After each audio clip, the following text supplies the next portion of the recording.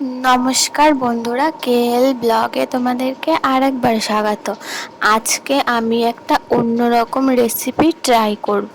তো তার জন্য আমি নিয়ে নিয়েছি কচুরমুখী, আর তার সাথে আছে সজিনার ডাঁটা।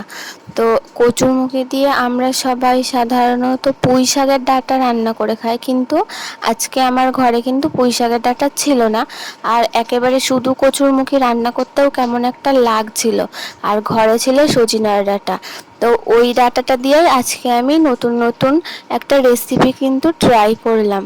আর রান্না করার লাস্টে যখন আমি খাচ্ছিলাম আমার কিন্তু বেশ ভালোই লাগছিল, কারণ স্বাদটা কিন্তু বেশ ভালোই হয়েছিল।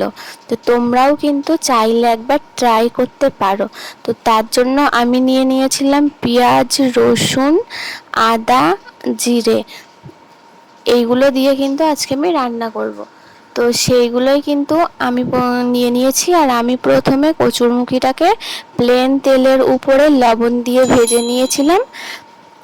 তারপরে কিন্তু সেই তেলে আর একটু তেল অ্যাড করে, আর পর্যাপ্ত পরিমাণ তেল যদি থাকে তাহলে অ্যাড করা লাগবে না। তো তার ভিতরে কিন্তু আমি প্রথমে রসুন, তারপরে পেঁয়াজ, এগুলো ভেজে নেব। একটু লাল লাল হলে তার উপরে কিন্তু আমি আদা বাটাটা দিয়ে দেব, আদা বাটা, জিরে বাটা। আর আমি কিন্তু এখানে কাঁচা লঙ্কা দিয়ে রান্না করছি, আর সব সময় কাঁচা লঙ্কা দিয়ে রান্না করাটা কিন্তু শরীরের পক্ষে খুবই ভালো। শুকনো লঙ্কা খাবার থেকে কিন্তু কাঁচা লঙ্কাটা অনেক ভালো শরীরের পক্ষে। তো এগুলো দিয়ে কষিয়ে তারপরে কিন্তু আমি এই মশলাগুলো কষিয়ে তার উপরে আমি কচুরমুখী দিয়ে ভালো করে কষিয়ে তরকারিতে জল দিয়ে দিলাম। তো জল দেওয়ার পরে কিন্তু আমি এই ডাঁটাটা দিয়ে একেবারে ঢাকা দিলাম, যাতে আর একটু সেদ্ধ হয়ে যায়। তো তারপরে কিন্তু আমি বাকি কাজগুলো গুছিয়ে নিচ্ছি, দেখো। আর আমরা কিন্তু রোজ খাবারের সঙ্গে স্যালাড খাই, তো সেটা যে খাবারই হোক না কেন, আর এই স্যালাডটা না খেলে যেন ঠিক একটা ভালো লাগে না। তো ওই জন্য কিন্তু আমরা স্যালাডটা খাই। আর আমি কিন্তু তরকারিতে জল দেবার পরেই স্যালাডটা কেটে নিই, কারণ এই টাইমটা কিছু করা লাগে না।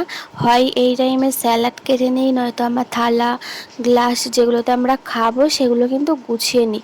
তো দেখো, শসা কাটা আমার পুরো কমপ্লিট, আর এটা আমি এখন টেবিলে নিয়ে এসেছি। আর এইদিকে দেখো আমি থালা কিন্তু গুছিয়েই রেখেছি।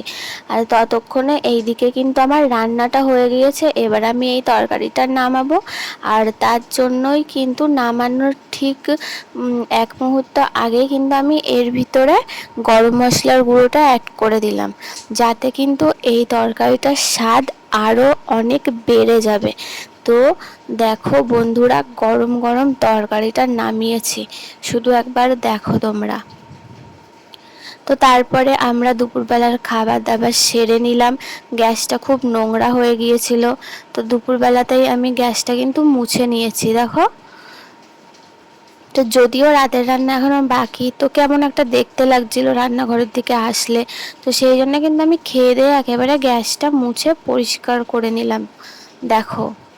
আর এই চার সাইডটাও কিন্তু একটু তেলটা ছেটাই, তো সেই জন্যই কিন্তু আমি এখানে মুছে নিচ্ছি। আর এটা আমি শুকনো কাপড় দিয়ে এখন মুছে নিচ্ছি। এই ভিজে কাপড়টা দিয়ে আমি কিন্তু প্রথমে করে এই ভিজে কাপড়টা দেখো এই জলের ড্রামের উপরে আবার শুকাতে দিয়ে দিয়েছি, আর শুকনো কাপড়টা দিয়ে জলগুলো মুছে নিলাম। আর রাত হয়ে গেছে এখন, আর তার জন্য আমি দেখো ভাত বসিয়ে নিয়েছি, আর ওদিকে আলুটা ধুয়ে নিলাম। তো তরকারি একটুখানি ছিল, তো সেই তরকারিটা আর এই ভাতটা, আর সঙ্গে আমি এই আলু ভাজাটা, এইটা রাতের খাবার কিন্তু তৈরি করে নেব। আর ওদিকে তো দুধ দিয়েই গিয়েছিল, তো সেটাও গরম করে নেব একবার। তো আমি কিন্তু আলুটা একটু অন্যরকমভাবে ভাজবো আজকে। তো তার জন্য কিন্তু আমি কড়াইটা চাপিয়ে নিয়েছি, তার ভেতরে তেল দিয়ে দিয়েছি। তেলটা গরম হলে ওর ভিতরে কিন্তু আলুগুলো দিয়ে নিলাম। এবার আলু দেওয়ার পরে কিন্তু এর ভেতরে আমি একটু লবণ দেব, একটু হলুদ দেব, ব্যাস এটাই। আর কেউ যদি চাও তো লঙ্কা দিতে পারো।